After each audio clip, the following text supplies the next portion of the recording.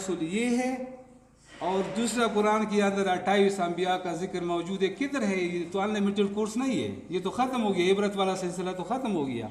اب یہ جو 28 انبیاء ہے، 28 انبیاء کا ذکر قرآن کے اندر موجود ہے. معاملات زندگی کو پڑھو، جو بھی کتاب آپ کی مرضی کے مطابق جس میں ڈیٹیل ہو پڑھو، عبرت والا مسئلہ حل ہو گیا. مقصد حضرت آدم سے لے کر خاتم النبی تک ایک شیشائی لگا ہوا ہے قرآن کے اندر، اور دوسرا جو راستہ ہے وہ شیطان سے لے کر یزید تک یہ ہے. اب دونوں کی شیشوں میں خود کو اپنا موازنہ کرے. کوئی ضرورت نہیں کہ آپ کسی کو بولے کہ یار یہ مثلا خراب آدمی ہے، تم خراب آدمی ہو، یہ خراب آدمی ہے، یہ بہت اچھا آدمی نہیں ہے. اس شیشے کے اندر آپ اپنا موازنہ کرو. اگر تمہارا کردار انبیاء کی کاتب میں ہے تو ادھر نام لکھ لو، اگر شیطان کی قانون فرعون سے ملتا ہو تو ادھر لکھ لو، بس معاملہ ختم. اس میں تعصب کی کیا ضرورت ہے؟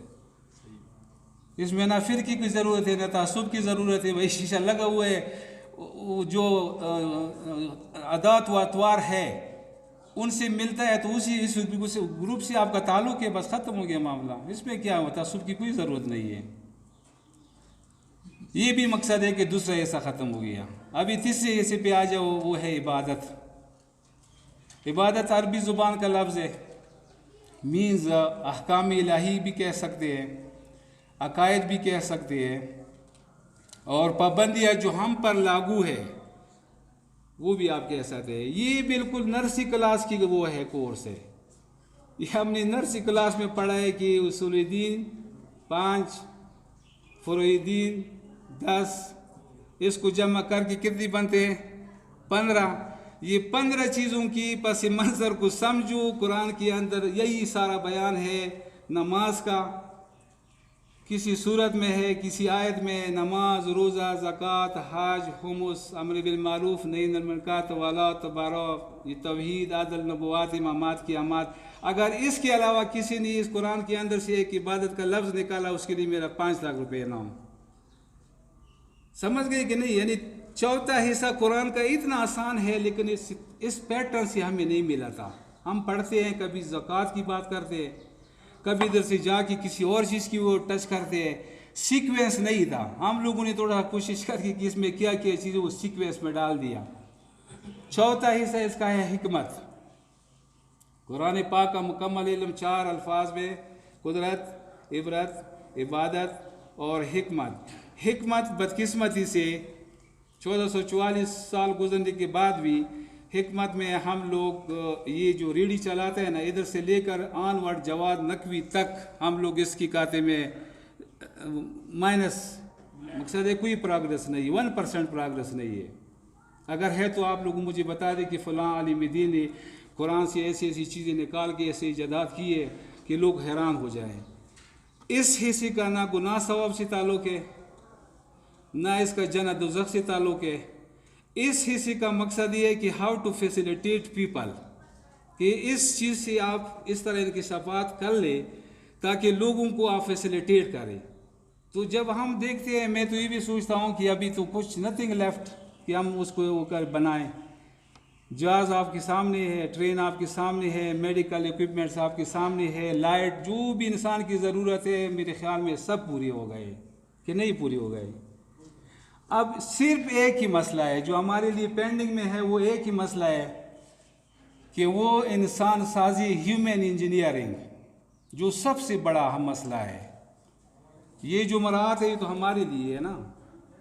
یہ گاڑی ہے یا ٹرین ہے، جو بھی چیز ہے وہ ہمارے مفاد کے لیے، ہمارے انسان کے لیے. اب مجھے سے بھی بتائیے، ادھر ہم بیٹھے ہیں نا، تو ہیومن انجینئر بھی کوئی کسی نے کام نہیں کیا ہے.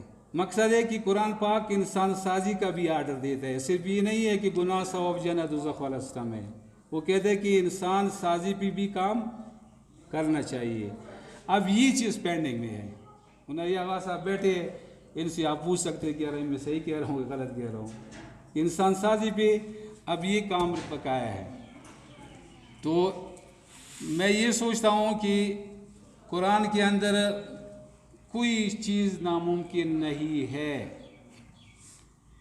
اس کے لیے صرف ذوق قرآن کی ضرورت ہے کہ آپ کے اندر وہ چیز ڈیولپ ہو جائے کہ آپ سوچیں کہ یار یہ چیز تو سیکھنے والی چیز، اس میں احسانات کی ضرورت ہے۔ ابھی میں آپ پر احسان نہیں کر رہا ہوں، میں خود پہ احسان کر رہا ہوں حاجی صاحب، ادھر آپ لوگوں پہ کوئی احسان نہیں ہے، لیکن یہ میرے پاس ایک امانت تھا، میں نے بہت طویل عرصے سے اس کو آرگنائز کیا ہوا ہے، تو میں نے آج آپ کے ساتھ شیئر کیا کہ یہ چیز یہ آپ کے اندر بھی آ جائے۔ مطلب کہ میں آپ کو انکریج کرنا چاہتا ہوں کہ حد سے زیادہ آسان ہے قرآن، میں خود نہیں کہہ رہا ہوں، یہ خود آپ کے سامنے ادھر اللہ تعالیٰ خود فرما رہا ہے کہ ہم نے اس قرآن کو بہت آسان کر دیا ہے، کوئی ہے کہ اس پہ غور فکر کرے؟ تو پھر میں کس لیے بندی کے نام پہ کیوں کر لوں کہ وہ کہتے ہیں کہ مشکل ہے، جب اللہ تعالیٰ خود فرماتے ہیں کہ آسان ہے تو میں لوگوں کی بات میں کیوں آ جاؤں؟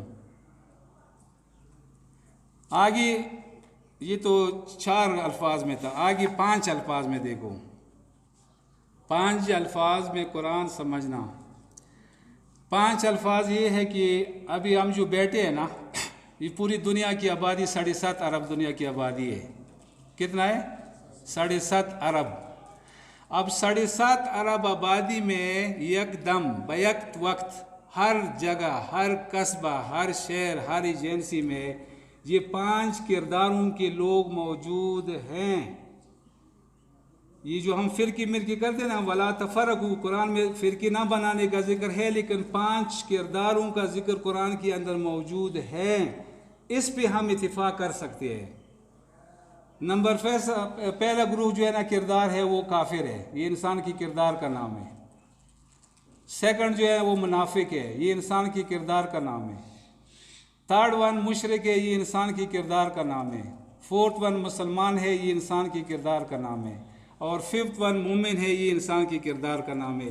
مقصد یہ کہ 7.5 ارب دنیا کی جو آبادی ہے نا، اللہ تعالیٰ فرماتے ہیں کہ یہ ساری آبادی ان 5 گروہوں پہ ڈیوائیڈ ہے، شیعہ سنی، یہ نہیں ہے، یہ کچھ بھی نہیں ہے، یہ کرسچن، یہ تو ہم سیلف کریٹڈ چیز ہے۔ اب جب آپ ایک چیز کو پہلا گروپ اٹھاؤ، کردار اٹھاؤ، ابھی ہم سامنے بیٹھے ہو سکتے، میں تو ڈرا ہوں، مجھے تو نہیں یقین آ رہا ہے کہ میں ایسے آؤٹ ہوں، کیونکہ یہ مفتی والی بات نہیں ہے، یہ عالم دین کی بات نہیں ہے، یہ قرآن کے اندر اللہ تعالیٰ سورہ مائدہ آیت نمبر 44 کو پڑھ لو، لاسٹ پیرا، اس میں اللہ تعالیٰ فرماتا ہے کہ بھائی جن لوگوں کی زندگی اس قرآن کے مطابق ہے وہ لوگ نہیں ہے تو کافر ہے، جو لوگ اس آئین کے مطابق زندگی نہیں گزارتے ہیں وہ گویا کافر ہیں۔ اب مجھے بتائیے، یہ سٹیٹمنٹ میں چینج کر سکتا ہوں؟ کوئی چینج کر سکتا ہے؟ ملا مفتی کا تو ہے ہی نہیں۔ اب آپ خود اندازہ لگائے، میں کسی نہیں پوچھتا، لیکن میں تو کہہ رہا ہوں، میں تو اس میں تھوڑا سا مشکوک اس لیے ہوں کہ بہت ٹف سبجیکٹ دیا ہوا ہے کہ اس آئین کے مطابق جس کی زندگی ہو وہ کفر سے باہر ہے، اگر اسے نہیں ہے تو پھر کافر ہے۔ آپ خود اندازہ لگائے کہ اس قرآن کی کتاب جو ہے نا، یہ ہم کتنا اس کے ساتھ خلوص رکھتے ہیں، ہے ہمارے پاس وہ ہے ہمارے اندر؟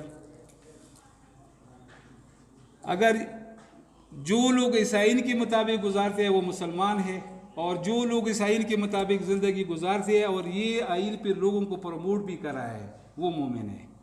مسلمان اور مومن میں فرق یہ ہے۔ اور منافق کا لفظ یہ ہے کہ جب آپ کی سوسائٹی میں 2-3 بندوں کے بیچ میں جو بھی بندہ لڑائی بنائے گا تو سمجھو کہ یہ منافقین میں سے ہے، یعنی وہ نفاق پیدا کرتے ہیں سوسائٹی میں یا گھر میں یا سوسائٹی میں یا گیدرنگ میں یا دوستوں میں، جو نفاق پیدا کرتے ہیں وہ منافق ہے، اس کی نشانی یہ ہے۔ اور مشرک جو ہے نا وہ ضد ہے توحید کی، کہ افعال و کردار میں اگر جو بھی بندہ کہتے کہ میں بہت بڑا ہوں، میرے پاس اتنا پیسہ ہے، یار میرے اتنے تعلقات ہے، تو اللہ تعالیٰ کے افعال و کردار کے ساتھ اگر آپ موازنہ کرتے ہو تو مشرک ہو۔ یہ ہو گیا اس کا 5 الفاظ میں، یہ الفاظ بھی میں بتا رہا ہوں نا۔ اب 6 الفاظ میں مکمل قرآن۔ یہ آغاز صاحب آپ سے تھوڑا سا اس پہ تھوڑا سا وہ کر لے کہ جو 6 الفاظ ہے، اگر آپ کو قرآن سیکوینسل نالج میں پڑھنا ہے تو یہ 6 الفاظ ایسے الفاظ ہے کہ اس میں تخلیقی کائنات کے 6 مراحل ہے، یعنی قرآن یک دم اس طرح اکٹھا نازل نہیں ہوا ہے، یہ وقتاً فوقتاً ود پیسیج آف ٹائم جتنے معاملات آتے جائے، یہ 1,24,000 انبیاء جو آئے ہیں نا، ان کی ود پیسیج آف ٹائم سارے کلیکشن ہوا ہے، ایک دم نہیں آئے۔ اب جب ہم نے قرآن سمجھنا ہے تو اس کا مقصد ہے کہ ہم نے سٹارٹ تو معلوم کرنا ہے کہ کہاں سے میں سٹارٹ کروں قرآن۔ یہ جو سورہ حمد ہے یہ ترتیب کے لحاظ سے تو پہلی صورت ہے، حالانکہ شان نزول کے حساب سے سورہ علق پہلی صورت ہے۔ تو یہ جو تخلیقی کائنات کی 6 مراحل ہے، مقصد ہے کہ نورانی مخلوق، تخلیقی نورانی مخلوق جو اللہ تعالیٰ نے اپنے نور سے یا اس کو گاڈ گفٹڈ نالج دیا گیا، وہ ان کو سیکھا نہیں ہے، وہ غیر متعلم ہے۔ یہ جو لوگ کہتے ہیں کہ نا پیغمبر کو امی کہتے ہیں، آغا صاحب، یہ امی کا لفظ ان پڑھ ہے، لیکن مقصد یہ کہ یہ جو ہم لوگ اساتذہ سے پڑھتے ہیں، ان لوگوں نے اساتذہ سے نہیں پڑھا، یہ غیر متعلم ہے، خدا نے گفٹ میں دیا ہوا ہے، سب چیزیں دیا ہوا ہے، یہ پڑھے لکھے اس لیے کسی تو نہیں ہے نا، اللہ تعالیٰ نے گفٹ شکل میں ان کو نورانی مخلوق میں وہ کر دیا ہے۔ اور دوسرا جو ہے وہ ہے ناری مخلوق، جس کو ہم جنات کہتے ہیں، خلق الجان من مارج من نار۔ اور تیسری جو تخلیق کا مرحلہ ہے وہ تخلیقی دنیا ہے، یہ جو دنیا کا ڈیزائن۔ چوتھا اس میں تخلیقی انسان ہے، خلق الانسان من سلالۃ من طین، کہ اللہ تعالیٰ فرماتے ہیں کہ ہم نے انسان کو مٹی کی جوہر سے پیدا کیا۔ مٹی کی جوہر سے یہ بھی یاد رکھو کہ ہم خاک سے نہیں بنے ہوئے، خاک سے بنا ہوا ہے صرف آدم ہے۔ ہمارے لیے آرڈر یہ ہے کہ خلق الانسان من علق، کہ انسان کو نطفے سے پیدا کیا، یعنی یہ چیز خاک والا سسٹم ملتا ہے آدم سے، اور جو علق ہے قطری کا سسٹم ملتا ہے انسان سے، اور پھر آگے جنت اور دوزخ ہے۔ یہ قرآن کے اندر ایک سیکوینشل نالج ہے کہ پہلے اللہ تعالیٰ، اس کے بعد نورانی مخلوق اپنی معرفت کے لیے پیدا کیا گیا، جنات، وما خلقت الجن والانس الا لیعبدون، یہ بھی آرڈر ہو۔ تو یہ سارا سیکوینس 6 الفاظ میں اگر آپ سیکھیں گے تو آپ کو مزہ آئے گا کہ ہم نے پہلا جو نورانی مخلوق ہے اس کا کیوں نورانی مخلوق ہے، ادھر سے سٹارٹ کریں، پھر جنات، پھر تخلیقی دنیا، پھر تخلیقی آدم، پھر تخلیقی انسان، پھر تخلیقی جنت اور غیر مرئی دنیا، جو اس کتاب کے اندر موجود ہے، لیکن اس کا کوئی پریکٹیکل ہم نے نہیں دیکھا ہے۔ یہ آپ کے ہو گئے کتنے؟ 6۔ تو آگے بھی بتا دوں یا کیا کروں؟